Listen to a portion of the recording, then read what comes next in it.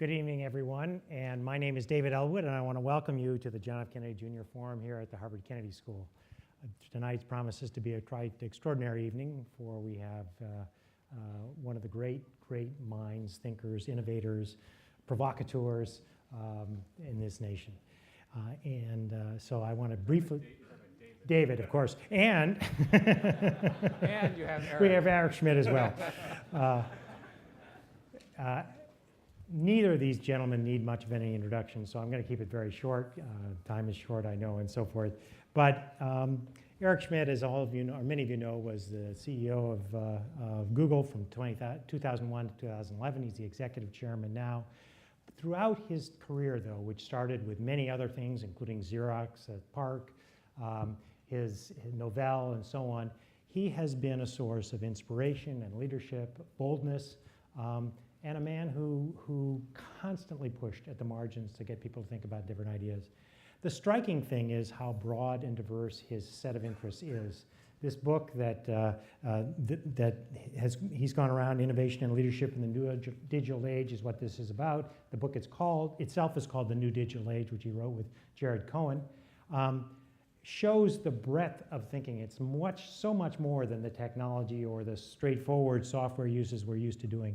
But how do you think about leadership? How do you think about nations? How do you think about the future of international affairs in a world that looks so very different and is changing so very quickly? So it is extraordinarily great that he has a chance to come and speak to this group of people and give his insights. David Gergen is someone who is equally young, but usually not quite as provocative. He's clever in his provocation. But he too is a man of great interest and spirit and focus. He's worked for 4 different presidents, both Republicans and Democrats.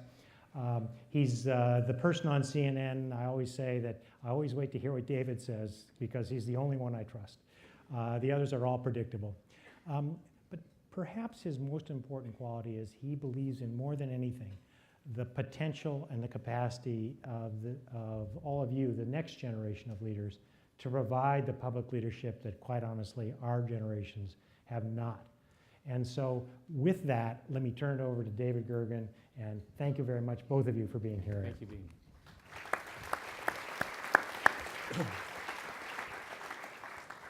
Thank you, Eric. The Ralph Waldo Emerson often greeted his friends here in New England with the question, "What have you learned since we last met?"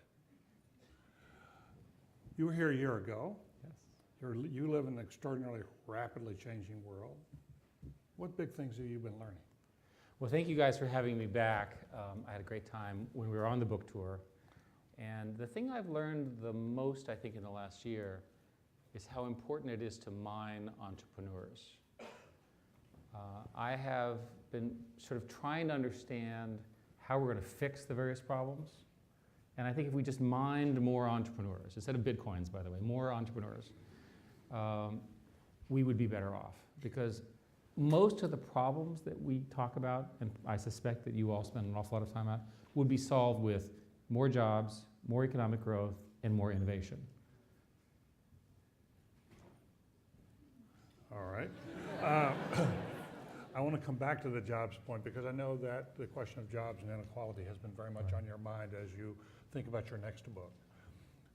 And I should say that my next book has already been written. It's on management. It comes out on September 23rd, and I know it's going to be a bestseller. Do you know why? No. Because it has the word Google in it. It has nothing to do with the content or anything like that. So what is the title? How Google Does It. How Google does it? I mean, come on. The publisher said, look, pick this one.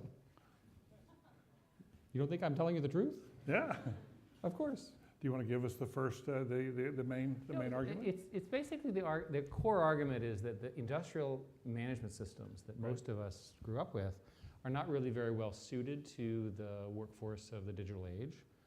That the traditional command and control structures, the way people interview, the way people lead, the way people do strategy, are from an earlier time. But because incumbencies are so strong and change is so difficult, we assume that this is the right way to manage people. So how about decisions from the bottom up? How about letting smart people make their own decisions? How about having unregulated spaces, to let people experiment? And that's a part of this innovation message that I've decided to spend my time on. But innovation is the core of most of the solutions to people's problems. And we might as well focus ourselves. It's also, by the way, the only solution for America's problems.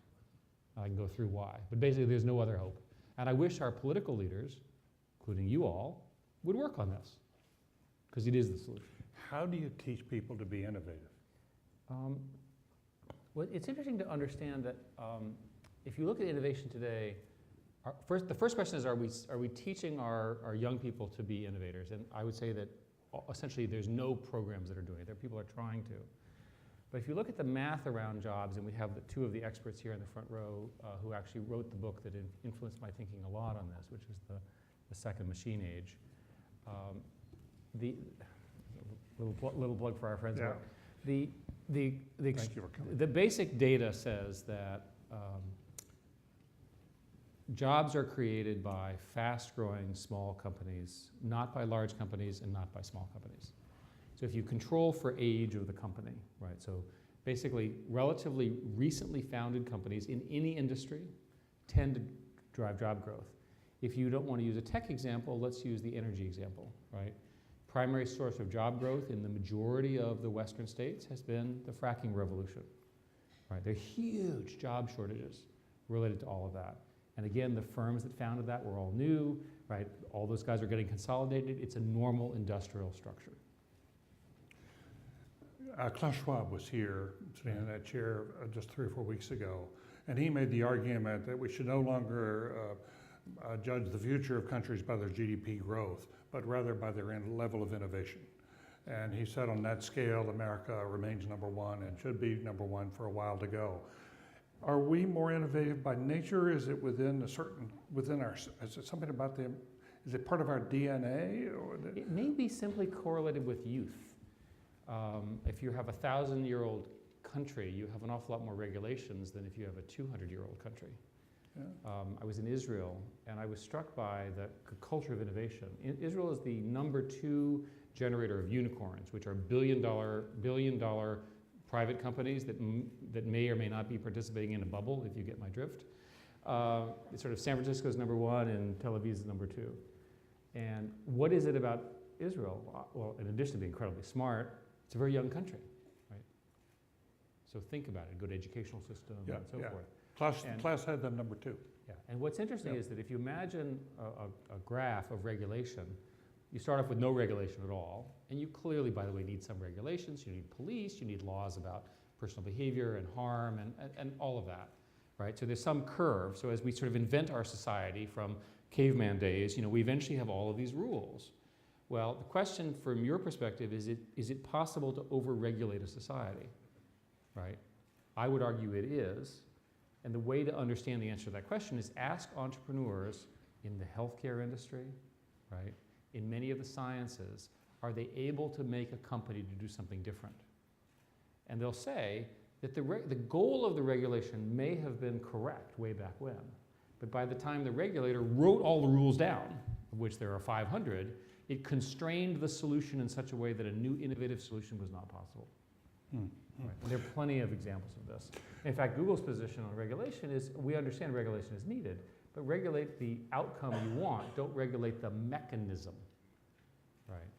Because if you start regulating the mechanism, you put in the body of law the way you do it. The classic example here is the V-chip. Everyone knows about the V-chip in their television, right? Everyone uses the V-chip that's in your television every day. The V-chip protects children from all of that inappropriate content that's on television today. Do you think I'm in the same country as you are? Did you realize that every one of your televisions has a V-chip? That I just told you is the marketing and the law that was passed? Good news is the V-chip doesn't cost very much because it's a piece of semiconductor. We normally associate startups and innovators with business schools. I'm increasingly told the startups of the future are going to come from designers and engineers, and that they'll hire the MBAs. This is a trick question. Even I can figure this out. Look, let's talk about the characteristics of innovators, and let's talk about entrepreneurs. Entrepreneurs see a vision that the average person doesn't see, and they're willing to do whatever it takes to achieve that vision. That's the characteristic of entrepreneurs. Mm-hmm. They do not suffer fools easily. They're very self-confident. Others would use other words, right? They're often very young and very self-confident. We need to celebrate these people. We need to find them. And if you're not like that, you need to befriend them because you're going to work for them, okay? So be nice to them, right? And one of the characteristics of entrepreneurs that is most interesting is that in social science, there's this notion of grit. You're trying to measure grit, which can be understood as persistence. And an awful lot of people fall into the equivalent of a pile of tears when they come across challenges, right? But there's something about entrepreneurs that the best ones have persistence in the face of enormous challenge. So here's the test. You funded the entrepreneur, and the entrepreneur does a pretty good job. And then the incumbent announces the same product, having stolen, for purposes of argument, the intellectual property of the little company. What does the entrepreneur do? Well, the successful entrepreneur doubles down, fights harder, leads harder, challenges harder, and eventually wins. The unsuccessful entrepreneur gets scared, gets tentative, loses confidence, falls apart. That's the difference between $1 billion and zero. In this book that you cited, The Second Machine Age, it's basically an optimistic book, but it does warn there's a dark side of this new age, and that is that unless we play our cards right, we could have growing joblessness and growing inequality. It could actually increase quite rapidly and dangerously. How worried are you about that? I'm personally very worried about it, and I think a lot of these issues are far beyond what Google can even have an opinion on. Yeah. Certainly, I'm not an expert in. And it goes something like this. We're in a situation where we have a surplus of labor. We actually have people whose skills are not needed because they're being replaced by automation. Not good. Now, the traditional solution to that is to produce in the educational system people whose jobs are, I'll use the word complementary, that is, they're complementary to the technology and the platforms at hand. So we don't educate the kinds of people we needed 50 years ago, we educate the kind of people we need in the next few years. I would say to you that we need more people who are analytically trained. And I'm going to use the word analytics in a broad sense of analytics. So I'm going to include certain kinds of policy analysis, economics, the law, things which have a precise sort of legal analytical meaning. And the revolution that's needed in the educational system goes something like, we need to produce people who are have more of an understanding of the analytic nature of the world ahead of them. Even if they're not going to be entrepreneurs, they're going to work for people, and the first thing that the entrepreneur is going to say is, measure this. So they need to be able to measure things, and I mean that in a more deep way than you might have. They have to think about it that way. They have to think through the process. They have to understand that there's doubt, there are false claims, you have to go through the process of analysis, and you have to come up to a conclusion, and you have to be able to defend it. You guys take this for granted, but the average person is not being educated that way. And certainly if you look at the cohort of millions of people in college, we need to fix that. The second thing is, I think we need to have essentially, for every major university anyway, some form of entrepreneurship program. And since you can't really teach entrepreneurship, you might as well just have a fun pizza party with all the entrepreneurs that you have and have them teach each other. So I'm giving you the simplest possible way to have a program here at Harvard. Take all the current entrepreneurs. For entrepreneurs. Yes, pizza party for entrepreneurs at Harvard talking to each other. Right? It costs the university exactly the price as a pizza. You already have the buildings. Right? Doesn't require tenured faculty, large grants, new buildings, you know, the David Gergen Memorial this, you're still alive. Eric Schmidt, pizza party. The pizza party. And why do they show up? Because they're young and they eat pizza. Okay? It's not that complicated. Right? So that kind of, and so you sit there and you say, well, why is he wasting all his time talking about pizza parties? Because that's how people learn, right? And because these systems are complicated, because there's a lot of interdependencies, they need to be together. And this is, by the way, why distance learning and the sort of remote working never worked, right? Yeah. People actually are moving to cities because they want to be near the other people, because they want to be near the action, because they don't want to miss out, you know, fear of missing out, all that kind of stuff, and they want to be part of it. Right, so that's why you have the renaissance of cities in the yeah, that's very interesting. I went with a group of Kennedy School students to New York this January for about 10 days, and it was striking to hear from the Bloomberg administration, Bob Steele, the deputy mayor for economic development, that their whole theory of economic development had flipped. That they used to, their old theory was provide a lot of incentives for business to move to New York and treat them well through the tax system, make sure they're not overregulated, and they will bring people and jobs.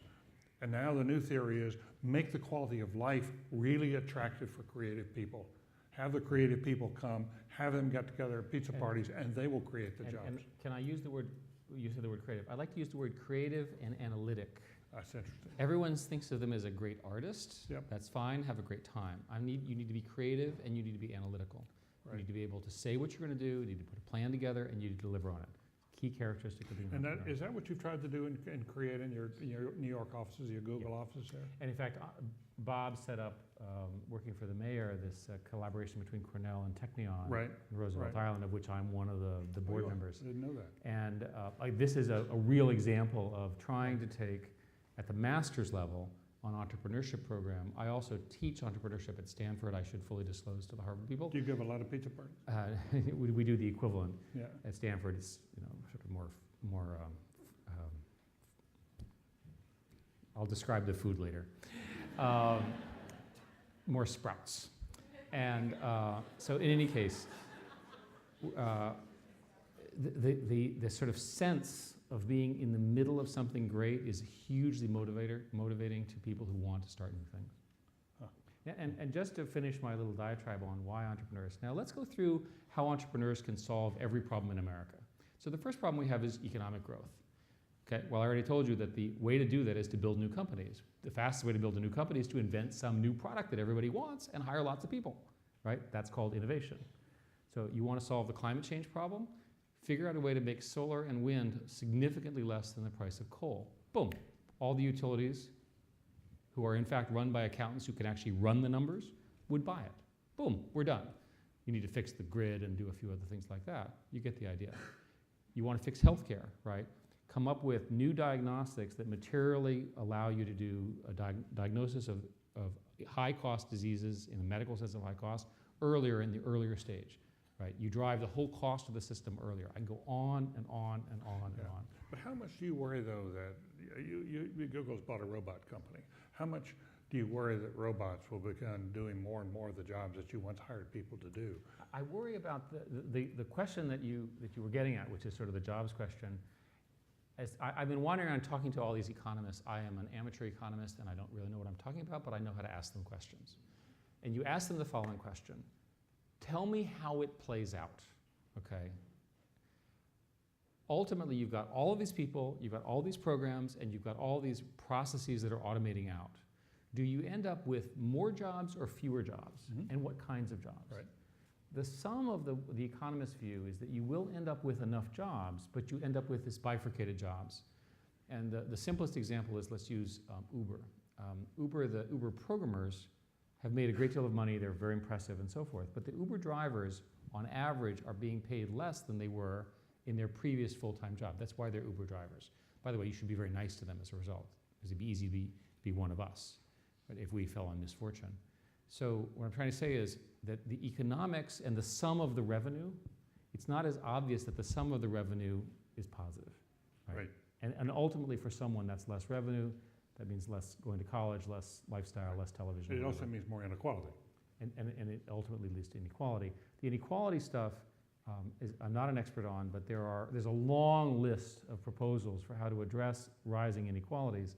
There's in fact a book that's come out by this fellow Piketty, who's a French economist, basically who says that inequality has been structurally true for hundreds of years, and only massive intervention by the state, of course, a French economist,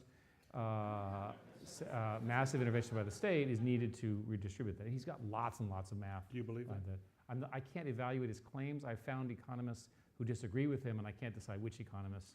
It's one hand economist. Did you look the at other what's happened to France? France may have other issues, but you can also screw up your country if you have a political system that doesn't do anything.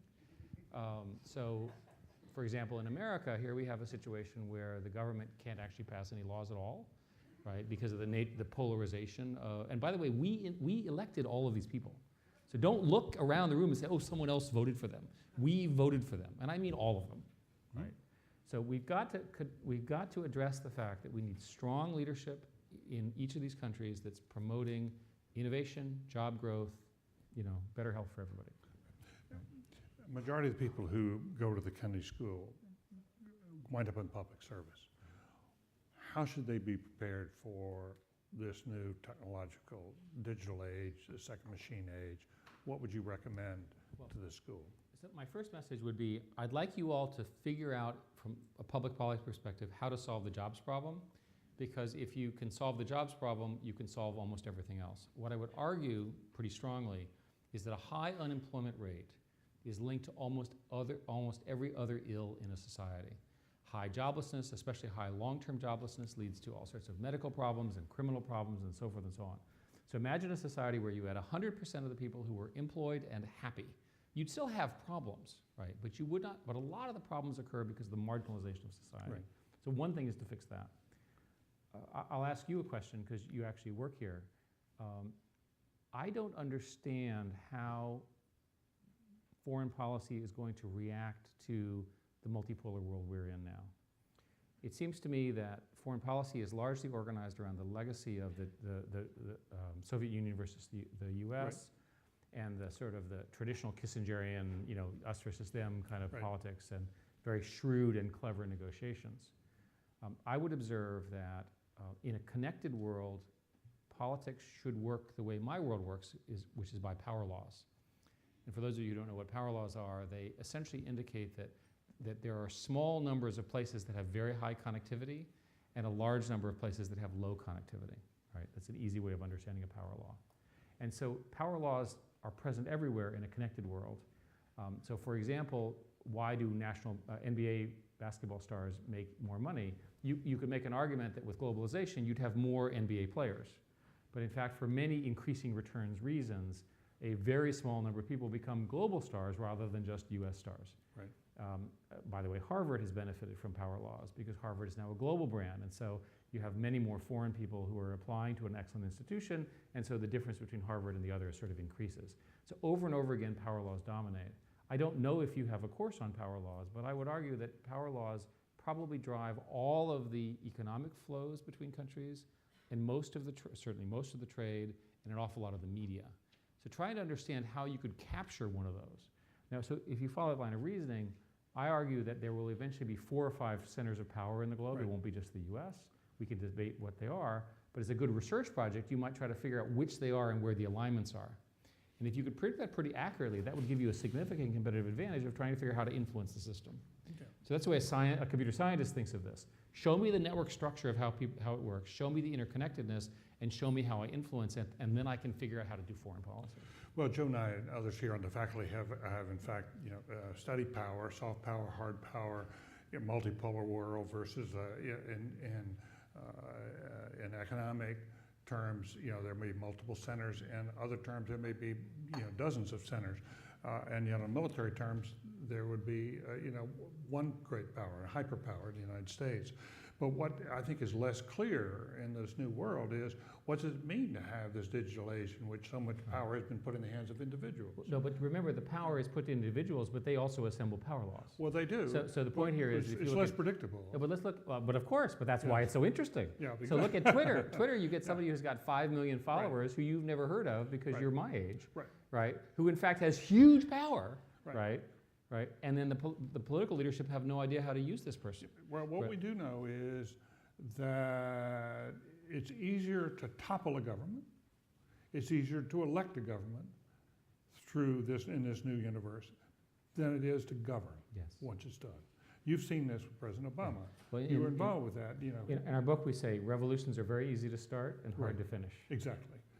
But I don't think we figured out. And one of the interesting questions for you would be, how can the government take advantage of these new technologies in a way to govern more effectively? It would start certainly the Obamacare rollout shows us how it can be botched. Okay, but let's start by using things that were invented after the year 2000 in our software. Right. Let's only be 10 years late. Right. But how do you explain in your own mind, since you were close to the Obama administration, what happened? I didn't do any of the programming, trust me. I can imagine. Do you have a view on what Yeah, happened? no, I've been in the meetings. I think, Yeah. let's talk about the government in general and not in a political context. Okay. So the government is one of the largest IT providers, IT customers, and it buys things from a large number of certified vendors who are government contractors. Almost everything from the way the government buys things is inimical, whatever the word is, to the way software is actually done. So the way you really build software is you get a team and you iterate. And you release once a week and you figure it out. You know, you try this, you try that. It's a dynamic system. The best software people are scientists and they're artists. They measure things, they move very fast, and it's a great, great job. None of that is possible in the way the government buys things because you have to pre-specify everything, which is exactly the wrong way to do it. They're all fixed price contracts. And by the way, the programmers are no longer with you once you deploy the system.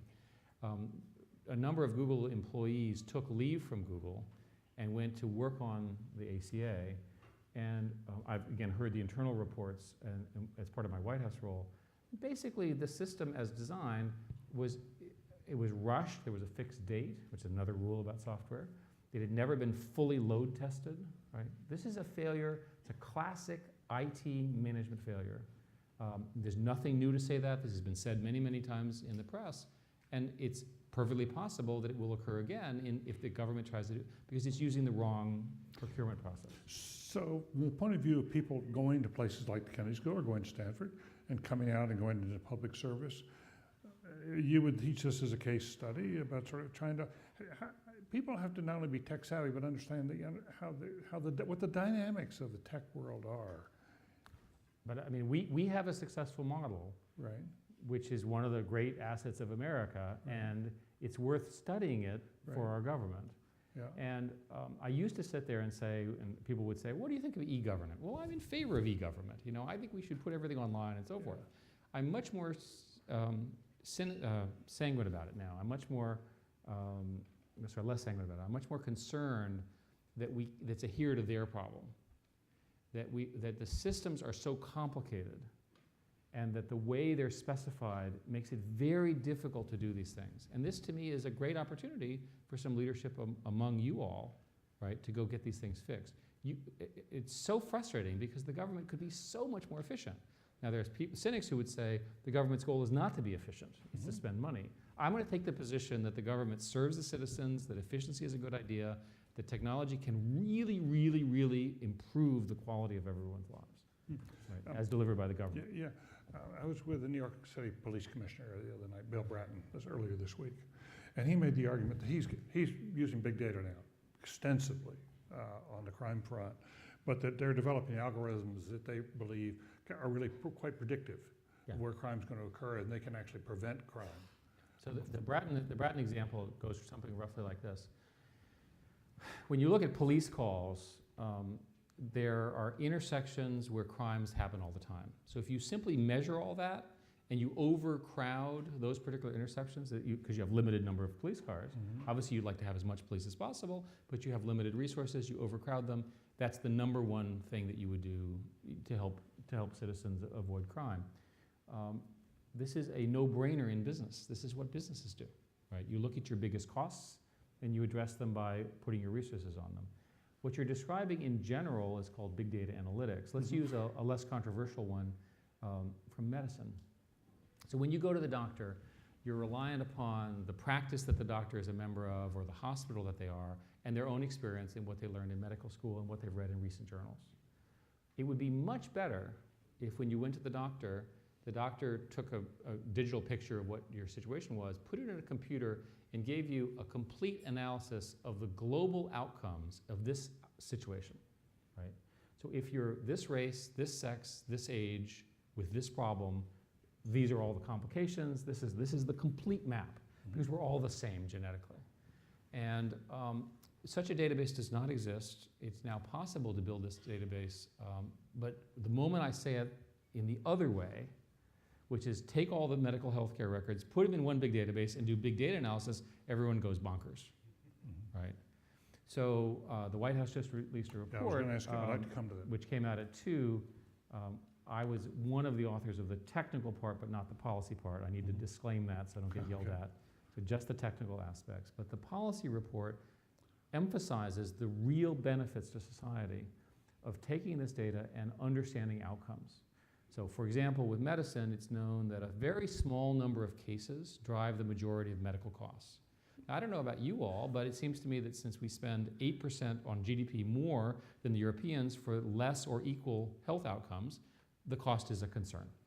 Right? So a business person would say, let's go to our highest cost things, let's work on ways, right, to address the costs, right, while respecting patient dignity, privacy, and all that kind of stuff.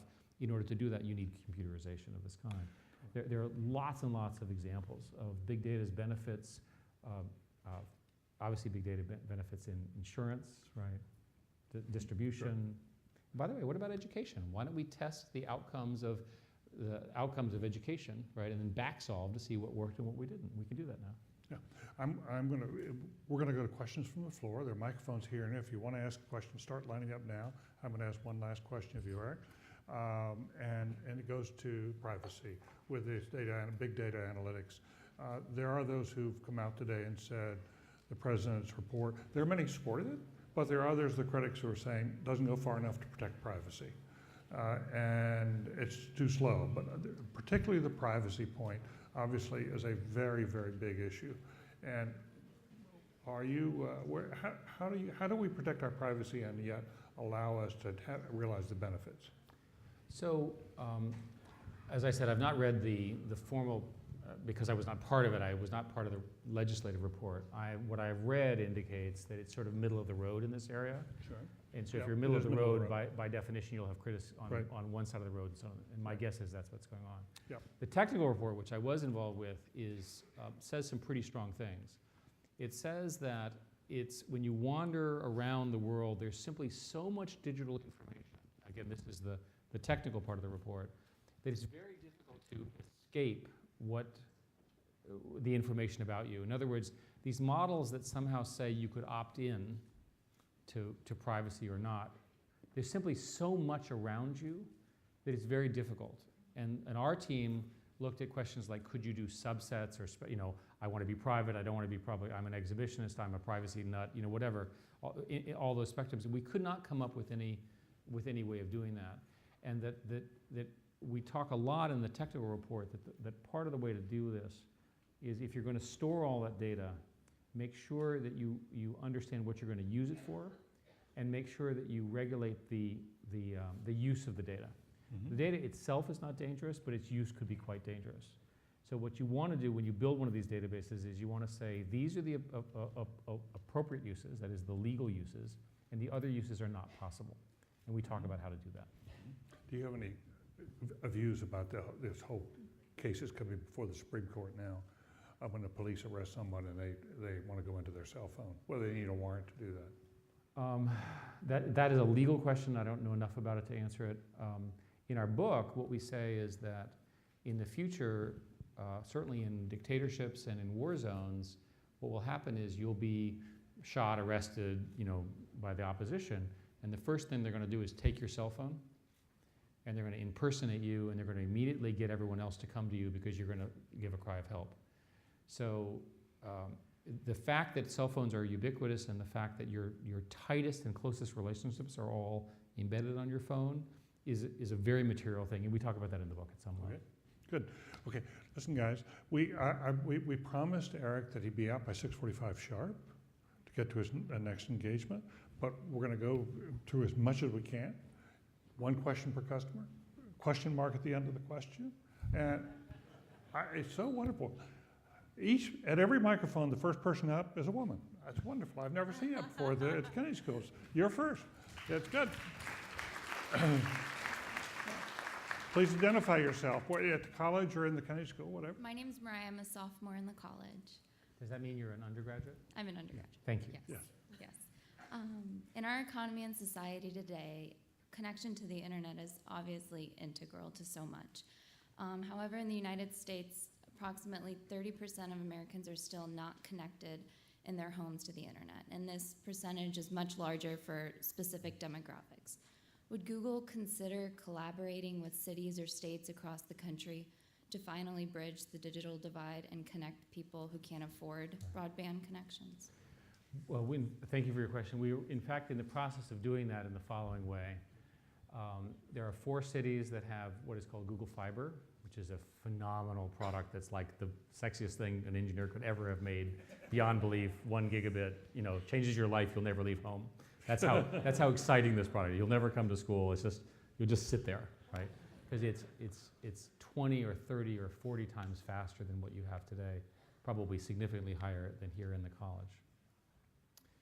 And as part of that program, when we do the installation, if you don't want to sign up, we will actually, if you are willing to pay for the physical connection, a one-time fee, we'll give you free internet. And so, in fact, we do that. There are a number of other variants of that kind of project, so the answer is yes, we are doing our part. At some point, the good news, and I understand the basis of your question, is that our industry is a declining cost industry. So the prices are falling dramatically for everything, and usually that just solves itself. So I remember 20 years ago, sort of discussing this at great length, and we were trying to get the schools wired. But in fact, the cost of access has become so low that the schools are wired now, right? And in fact, every household pretty much has a computer because they have the equivalent of a game console if they don't have a PC, and they all have smartphones now. The other story to mention is that the smartphone revolution, today's smartphones are in the unsubsidized $400 to $500 price points. They're bought down by contracts. The next generation of smartphones will be $200, $100. In China, for example, you can get a very powerful smartphone, Android smartphone, for about $100, and those numbers are coming down dramatically. So you can look forward, when you're in graduate school, to a world where the vast majority of people you're dealing with in America have smartphones and reasonable connections. Sure. Please. Please. Oh. Hi. Thank you for being with us today. My name is Carolina Portela, and I'm a freshman at the college.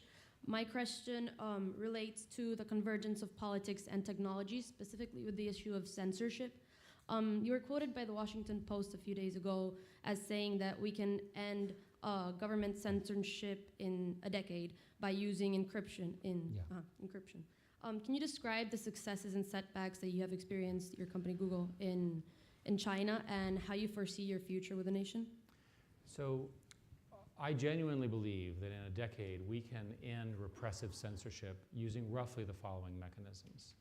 Google has already announced roughly the following tool. You have a friend somewhere in America and you're in a repressed country, so pick North Korea, China, what have you. Pick any one of the usual bad suspects. And you basically, if you trust that person, they will give you a virtual private network connection, which they then maintain as though they're essentially hosting you. And we can do that with scale and with alacrity, if you will. It works pretty well. So that's a very big step, and it's almost unblockable from the government's perspective on the other side. And so that alone will make sure that the free flow of ideas continues. In the China case, we've been negotiating with the Chinese government for years. They're, shall we say, tough to negotiate with. But they're not fundamentally in alignment with the goal of an open and free internet. Just recently, right before I went to China in November, the president authorized and they signed a law that criminalized any sort of mobilizing activity of any blogger that had more than 5,000 followers. Well, in China, everyone has 5,000 followers because there's so many Chinese people, right? It effectively criminalized anything bad. You have genuinely tough criteria. And as long as it's going to operate that way, it's a real culture of fear. Please. Hi, Eric. My name's Claudine Newman-Martin. I'm a second-year MPP at the Kennedy School. My question's quite similar to the other two. I was recently in North Korea, and it was very striking what I'm glad they let you out. Yeah, me too. Are you American or foreign? I'm Australian, but I went with Americans. And but Australia, they like stressful. Australians a lot more than Americans. They do, yeah, although we were still in the war, so we're not that well loved. My question is about your experiences in North Korea. I was wondering if you could share some of your reflections and maybe tell us a little bit about how you see the future of the country, not in terms of just technology that's possible, but how we get it in there. Well, since you've been there, you saw what I saw. In many ways, it was more impressive than I thought because the city of Pyongyang is actually very pretty. The air is clean because, of course, there's no manufacturing at all. Flowers. You had, Korean moms with their kids going to school, and life, people going to their jobs and that, and it felt familiar. But the thing that was extraordinary to me was how strong the control structure on the humans was. Because the way they work is they have these horrific gulags, that if you violate something, not only do they put you in the gulag, but they put your extended family, your mother, your father, your children, and so forth. It's a very effective thought control. And I'll tell you my story. So the first day we're there, we're like terrified, right? So we're behaving, and we have a translators and police and the whole day. And it's a very interesting meeting. The second day, we decided to be a little more risk-seeking. So the government's line is that the launch of these missiles, which they still maintain, is for peaceful communication satellites. That is their line, and they've been repeating this for a while. And so I decided to take a chance, and I looked at this senior minister of X, for some X, and said, well, Mr. Minister, I understand, and I certainly agree that peaceful telecommunication satellites make perfect sense, except that no one in our world would launch a telecommunications satellite today. We would just put fiber all throughout the mountains of North Korea. You call it the Republic of Korea. And now, if I said that to you, you would go no or yes, or you'd smile, right? You'd have some acknowledgement that I had inserted a new fact into the dialogue. I'm either wrong or I'm right, okay? Stone-faced silence. Not even a motion of the head. Why? Everyone's watching him. They're not watching me. That's what freaked me out.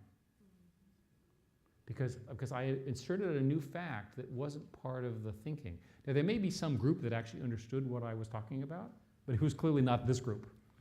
Right. They had to have someone tell them what to think. Right. And the fact that you could do that for 22 million people was really quite depressing. So that problem is the real problem. All the other problems that you hear, right, are severe and so forth. But until that problem gets fixed, it's a unique combination of religious leader, Korean culture, the fact that men are in charge and not women. There's just a set of failure modes, all of which converge on North Korea. I mean, the Italians wouldn't behave this way, right? It just wouldn't work that way. Please. Mr. Schmidt, thank you so much for being here with us today. My name is Valerie Wondertan, and I'm a second-year MPP student here at the Kennedy School and a McCloy Scholar from Germany. 2 weeks ago, the head of Germany's largest publisher wrote an open letter to you, stating that we are afraid of Google, and that Google is operating a business model that, in quotes, is less reputable, that in less reputable circles would be called extortion. The New York Times has been calling the exchange between you two a transatlantic war of words. In that sense, we are still waiting for you to return the fire. And without without me putting you on the spot here, Which is what you're doing. be really interested in hearing your response to Mr. Döpfner's letter. So Matthias Döpfner is actually a good personal friend, and I had written an article that was published in The Competitor, which argued that a broad and open internet was appropriate, that the transition was appropriate, et cetera, and this was his response. I think you can understand that this, of course, we have a business relationship with these guys, so put it in a little bit into context. We're not going to respond in public to this. I will be seeing Matthias shortly, and I'll talk to him about it some more. Let me say a couple things, and not to comment specifically about his letter, because I don't want to do so. Google is free in Europe, and we provide enormous value to the citizens of Europe, and we monetize with ads, which we do well. Those ads are also available for newspaper partners and so forth. There's a specific set of issues around something called ancillary copyright and so forth, which is going through their legislative process, and that's what it's really about. But the core thing is, do you want Google in Germany? And the answer is yes. Is Germany important a market for us? Absolutely, we want to serve the German citizens, and we think we're doing a really good job at it. Please, sir. Let's bring the microphone down, please. I'm from Ashton in Kennedy School. My name is Gang Wu. As you are coming here today, White House released the big data and privacy report. My question is, how should Google take the lead both in the world area and at home by adopting a policy that stimulated the rules of the privacy protecting the technology that exists today? Thank you. To the degree I understand your question, first place, Google is reviewing the report. So from our perspective on the privacy side, you have the ability in Google to go in and tell Google what Google is to retain about you. There's something called the Google Dashboard, and we think that's a pretty good answer. Much of the report is not really about Google-specific privacy issues at all, and one of the things that it does is it endorses something called ECMA reform. ECMA is the Electronic Communications Privacy Act, which needs to be updated for the digital age, and there's a bunch of legal things in there about that. Hi, my name is Denise Lynn. I'm a second-year MPP student at the Kennedy School, and I was hoping you could speak more to Google Fiber. I'm interested in what the long-term goals of the project are, whether it's to disrupt the market or really have Google become an internet service provider, and also what maybe the evolving goals are, considering the fact that Cox Communications and AT&T have recently announced that they're interested in getting gigabit speeds out to different cities in the country. If the outcome of what we're doing is that every single one of you ends up with gigabit speeds from every cable provider, that is a huge win for you. And by the way, it's a win for Google. And it's a win for Google because our revenue goes up with faster connections. The more Google you use, the more revenue we get, right? So we want you to get Google, we don't want you to sleep, right? We want you to just be using Google 24 hours a day. That was a joke, by the way. Please don't put it in the context. Right, I get in trouble, right? So Eric says, don't sleep, use Google. Okay, please get 8 hours of sleep and use Google 16 hours a day, subject to medical advice. Anyway, but higher speeds are correlated with our business success, so it's in our business interest to do this as well. So when we started Google Fiber, the idea was to influence the outcome, to say it's technically possible, right? To showcase that the current speeds are well below, that the architecture is the old architecture not to do. And in that sense, we're an innovator, not a disruptor. And we'll see. It turns out that in the markets, shockingly, the markets that we are operating in, a number of our competitors have announced gigabit speeds. Competition works, and the consumer wins. So we think that's good. We don't have a good long-term answer to your question, but the current rollouts are working extremely well, and we're very satisfied with them so far. So we'll see. So cities are competing now to bring in Google Fiber, right? Is that right? Yes, of course. Yeah. In fact, part of the model is that it's much better to have the cities competing for Google Fiber than Google Fiber competing for the cities. Right, exactly. Because we need permission from the cities to do things like pole attachment, and there's a whole bunch of things like that. And cities have, over the years, developed rules that have various forms of barrier to entry, various cost problems that make it difficult to do this.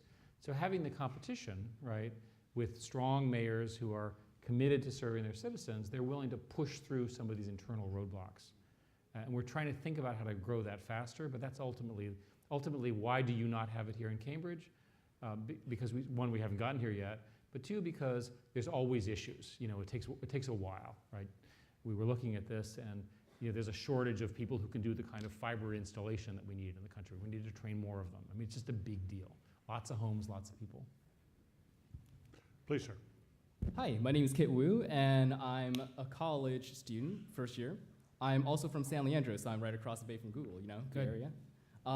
That being said, I'm curious to see what you think about the spread of innovation beyond Silicon Valley. Say, for example, within 20, 30 years, will we still see Silicon Valley holding that same concentration of innovations and business as it does right now? Or? Well, I've been working to try to create other Silicon Valleys, and there's a lot of people who think it's very hard. So let me tell you why they think it's hard. For some reason, Silicon Valley, over 50 years, developed a set of practices which in some drive the innovation forward. Possible scenarios include the fact that the venture industry is highly concentrated there, that the venture industry owns minority positions, not majority positions, so the entrepreneurs are highly incentivized to win. There are, for example, effectively no employment contract laws, that it's possible essentially for groups of people to leave one company to another, that the valley itself moves largely as a hive of knowledge. So in other words, people flow back and forth, and there's a tremendous amount of sharing. This is what I was trying to talk about with cities. These all strike me as reproducible, right? I don't see any unusual physics in that, but it takes, you have to do all of it. So there's a person at Berkeley who did a study of why did 128 not succeed and everything moved to Silicon Valley, and she has a set of reasons, including these employment laws and other sort of government laws, which are from 15 years ago. So in looking at New York, as an example, with respect to the Cornell thing, what are the things that New York doesn't have that Silicon Valley has, right? And we're trying to figure that out. If you talk to Fred Wilson, who's sort of the top venture capitalist in New York, he says the only thing we don't have is time. Right? We're in the, quote, we're in the first and a half generation of investing, and Silicon Valley is in the fourth or fifth. And that learning, right, the people, the knowledge, the judgment, right? Only in my world would WhatsApp be worth that, right? You go to some banker type or a person in the business school and they go like, whatever, right? But in my world, at least one company thought it was worth that. I'm not commenting on whether it was or not. I'm just saying it makes sense in the context of the way Silicon Valley works for scale that these conversations are occurring. Do you need a strong university as a part of that? You need a source of very, very smart people. One of the things you learn, as a young person, I was always struck by, why was it that Steve Jobs and Larry Ellison and Bill Gates never finished college? And the answer is they were too busy. But when you would talk to them, they were so much smarter than I was, right? So college is an approximation. It's a selection bias for intelligence. But what you really need is an unusual supply of smart people. I'll give you an Israeli example because I've been studying this. And I'm not suggesting we have mandatory military prescription in America, so we're clear. They have it in Israel, and they test all the people, and they take the top 1% on the math test, and they put them in their signals intelligence group, roughly the equivalent of our NSA, CIA kind of thing. All of those people eventually are disgorged out of the military, right? And they all know each other. So that's a different way, and not one I'm endorsing, right, to produce those teams. So here in Cambridge, we have some of the smartest people in the world, right? Look at the sum of universities and so forth. If I could be critical for a sec, why have you guys not produced the equivalent of Twitter, Facebook, Google, and so forth? I don't know. But the people are clearly just as smart, if not smarter. We hire lots of them. I know this to be a fact. So there's an action item for you. Please. Hi, thank you for being here again. My name is Gergen. I'm a first-year MPA student here at the Kennedy School. And as you mentioned earlier and talked about, job creation is essential for economic growth. You talked about solving the jobs problem to solve other problems. In a lot of my classes here at the Kennedy School, when we talk about creating jobs in terms of economic growth for countries like India and China, we look to the manufacturing sector, saying we have a large young population, we need to employ them in the manufacturing sector to create these jobs and lead to economic growth. And I was just curious about your thoughts on how the advent of 3D printing may actually shift the manufacturing sector itself from decentralizing from large plants to having people at homes or in more decentralized settings actually creating products. In the current state of 3D printing, it allows more flexible design styles. It's fantastic stuff. It makes the whole design process that much faster, but the majority of the goods that you purchase will be manufactured in traditional mechanisms because the cost of manufacturing is lower for things which are routine. The 3D printing is, by definition, more flexible because it can do anything. So as long as 3D printing has that specialization and therefore the cost associated with that, the majority of manufacturing will remain traditional. And the 3D printing revolution will completely change the way you think about design. Instead of having 50 people with spreadsheets and rulers and all of that, you'll sit there with your computer, you'll make this thing, you'll make it, and then you'll ship it to a volume manufacturer, and you're done. Right? So the product cycle is faster, but the mechanism is still manufacturing. Do you think in 100 or 200 or sometime in the future that actually the cost of 3D printing just being raw material supplies will actually become cheaper than economies of scale in mass manufacturing? The history is manufacturing flexibility through micro-automation and that kind of stuff. So you could certainly imagine that a steel mill that currently makes flat, rolled press stuff in the old way could be automated and computerized to do 3D printing equivalent over a 100-year period, but certainly not in the next few years. Please. Thank you for being here today. My question is about income inequality, which you talked about earlier. We all know that that's a growing problem here in America, and it's getting bigger. And usually, a lot of times, you hear people that are griping at CEOs and head of companies and making all these millions of dollars compared to their employees, normal employees in their companies. So my question is, number one, do you think it's fair for them to get blamed? Number two is, what do you think can be done to decrease and flatten that income inequality here in America? I don't mind the criticism at all. I think people who take those jobs expect to be criticized, and they're highly compensated to achieve that criticism. So please criticize away. And I think the criticism makes you smarter, stronger, and so forth. So bring it on.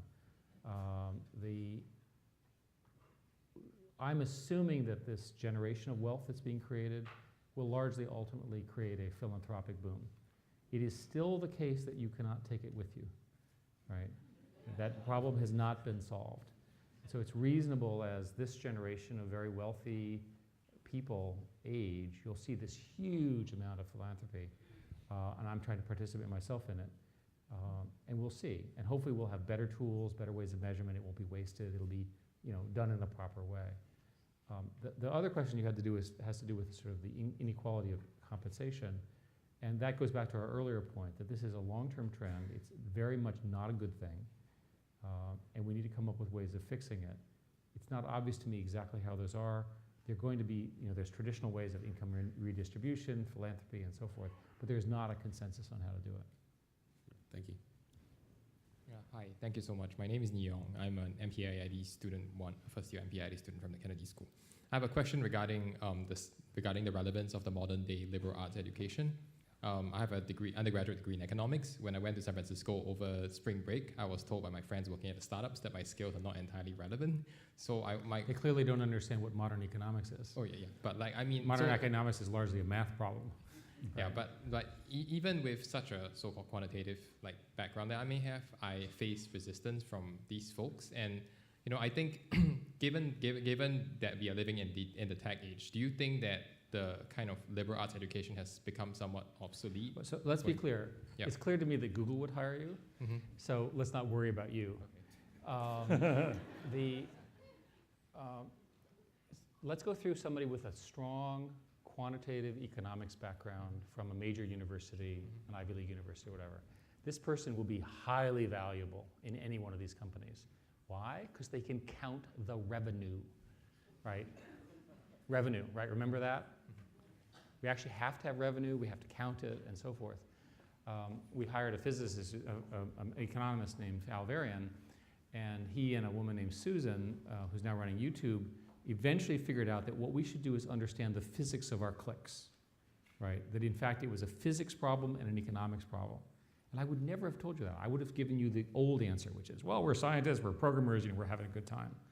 So I completely disagree with your friends on that, and I think the applicability of these kinds of degrees in business development, business analytics, understanding the structure of these networks is profound.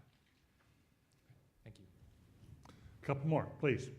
My name is John Clark Levin. I'm a first-year Master in Public Policy student here at the Kennedy School. Thank you again for being here. One of the things you said that really struck me earlier was that revolutions are easy to start and hard to finish.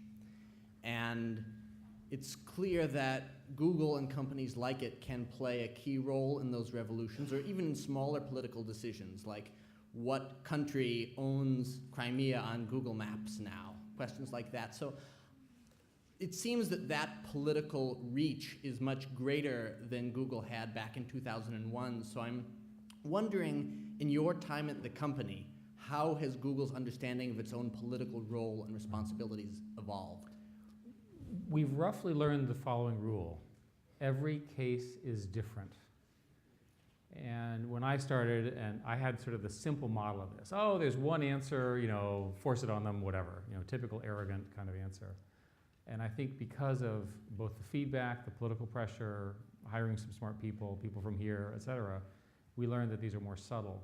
So for example, you use the example of maps, we follow the UN conventions on mapping. And the UN conventions, shockingly, are not written by an engineer. The UN conventions allow for different names for things. How the political world solved the problem was you can call it A and I'll call it B. And I can yell that you should be calling it B and you should yell that I'm, but the provider can say you're A and we're B. And that's in fact how you solve those. So a little bit of deft makes sense. And we look at every one of these cases, whether it's the Innocence of Muslims video, some of the other censorship things. There's this horrific censorship thing going on right now in Turkey, which we're very upset about, which we're fighting, because we obviously don't believe in censorship. But we do it on a case-by-case basis. Thank you. Last question. Hello, Mr. Schmidt. My name is Matt. I'm a sophomore in the college. I just want to ask you regarding Facebook's recent move into the financial services sector, really. I want to ask you whether Google has those sorts of intentions as well in the future. There were some very senior people in the fund management business industry who mentioned they're extremely afraid of Google's entry into the asset management industry. Do you ever see Google entering that area? We never say never about anything. I'll tell you a story that when I first became CEO, I had an engineer who came in and said, I can predict markets.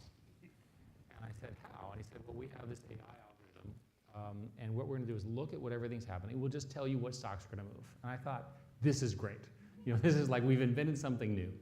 So I talked to the lawyer who said, well, you realize that what you're describing is completely illegal. And I said, it is? And he goes, yes.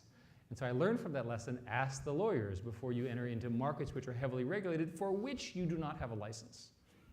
So the answer is not in the short term, but we'll see. You never know. Maybe we could hear just quickly from each of them, and I'll give a summary answer. I want to make sure we honor people. We'll go around, Okay. we'll get the questions, and I'll try to give a combined answer. Yeah. Great. My name is Ben Bolger. I'm a Harvard alum. It's been 10 years since you launched Gmail. Just wondering if you could personally reflect on how your usage of email has changed, anything unexpected that you've discovered in how you use email in the past 10 years. Thank you. Go ahead. Hi. My question is more about what is your thoughts about the new regulations for the net neutrality for the Federal Communication Commission? Okay, go ahead. Hi, you've spoken a lot about commercial activity and job creations and things like that going into the new digital age, but I was wondering if you had any comments on the place of nonprofit or philanthropic activity going forward. Just real quickly on Gmail, I'm always surprised at the strength of email. Gmail now has close to 1 billion users. I don't know the number, but it's extraordinary. By far the only one that's growing. And it's something about cloud computing that took off. The question about the FCC rules, we're generally concerned about restructuring the internet so it's a fee-for-service basis. We've benefited from having a one-price-fits-all. The right answer is competition. The third question was? The nonprofits, thank you. Yeah. On the nonprofits, the thing I would tell you about nonprofits is that they're full of extremely well-meaning people who need to build things.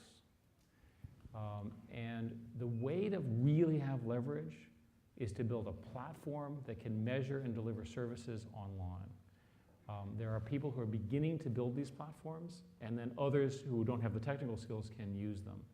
There's so much waste in the philanthropic world because they don't measure the outcomes. They're well-meaning people. They're trying to solve the problem. You ask them the basic questions. How many of this did you save? How much of this? And they can't answer them. That's indication of poor management. They need better tools. Let's do a couple more real quick. Okay. Hi. There's a saying that Google is essentially an advertisement company. I'm just curious, how do you respond to it? Go ahead. Yes, sir. Do you think the forgettable internet is sort of a fad, or do you think there's something sort of fundamental there where people don't want every little thing they post online to follow them forever? So the question about advertising, Google is a product company. Many people have said we're a marketing company or a media company. We're a product company. We're full of innovators. Sometimes our products are great. Sometimes they're not so great. Hopefully we figured out a way to systematize innovation. So over the next decade, hopefully you'll see sort of amazing innovation, right? And your question was about? Basically the idea of a more forgettable internet. That's sort right. of Snapchat. I already forgot your question. Sorry.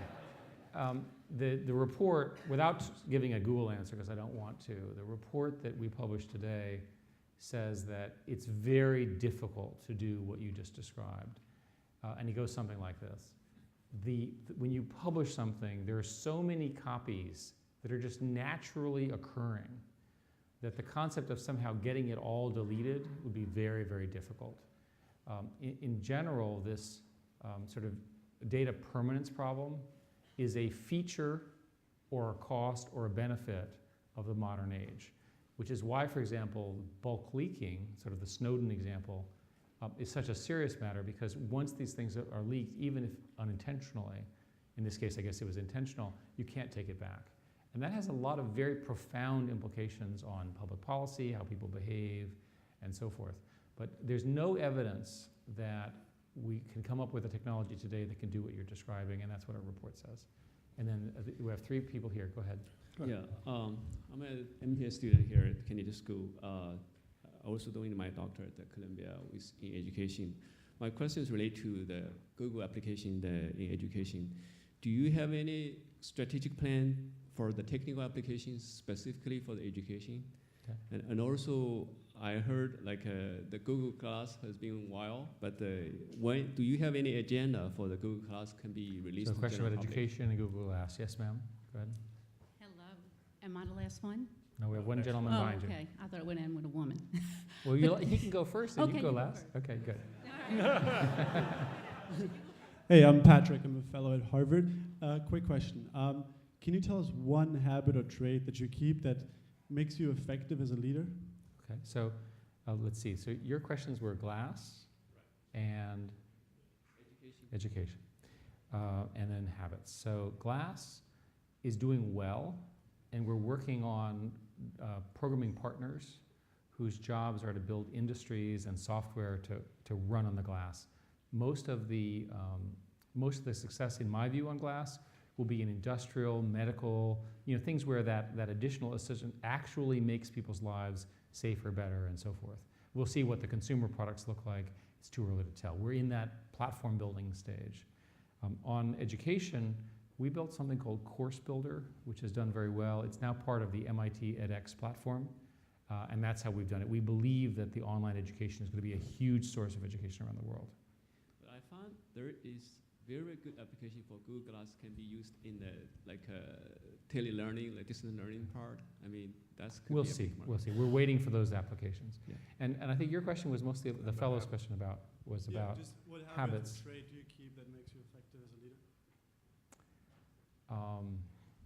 I think anything I say would be embarrassing. So let me structure it as advice rather than my own traits. I think it's important that you recognize that you're not actually doing the work that other people are, that your job is to understand what they're doing, to get the strategy right, and empower them. Most of the problems that companies get into, and I think it's true in society in general, is a failure of the strategy. Most people, if the strategy is right, they can figure out a way to implement it. But the strategy is wrong because there's some fact that's being ignored. There's some elephant in the room that they're not doing it. So the job of a leader is to sort of call that and say, what are we going to do about this? And keep people's nose to fixing it. That's why I kept saying, just fix the joblessness problem and everything else in the country sort of works itself out. Now, I know it's more complicated than that, but you see, that's an example of that kind of behavior. And I think a certain sense of humor and a certain tolerance for risk and a certain tolerance for failure. The world is complicated, but with smart people, I always said at Google that the thing I love about Google is I have no idea what we're going to do, but I have the smartest people to travel with me to deal with the challenges. And that's true at every stage of growth, right? And because the future is sort of gray, you're never quite sure, you want to make sure that those are the people. So it's ultimately about people, leadership, and hiring in that regard. And ma'am, you have the honor of the last question. Good. It ends with a woman, right? Thank you for being here, Eric. I'm a student at Harvard Divinity School. Okay. So I promise I'm going to let you off the hook because I'm not going to question you about God. But obviously, you are a tech world genius. What I would like you to share with us today is what's one thing you know about the tech world's future that we collectively do not know? The tech world's future? I think My guess is that collectively you'll make the mistake that I always do, which is that you won't do the compounding right. That humans are very good at linear extrapolation and very bad at compounding. And the rate of change, some of you in the audience are old enough to remember when cell phones didn't exist. Right? How did we get along without cell phones? And how fundamental they have become in our daily life. I can go on and on and on. And I think that the commentators and the critics of our industry always miss that it's combinatoric, it's very fast, and it compounds very quickly. And it leads to both jarring problems, but also huge opportunities.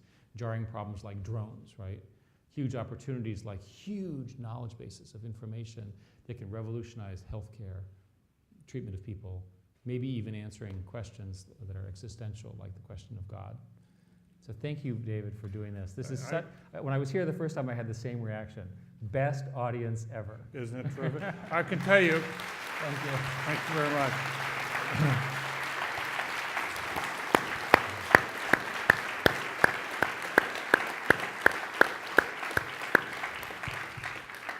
Ralph Waldo Emerson would have been absolutely delighted by this conversation. Thank you. Okay. Thanks.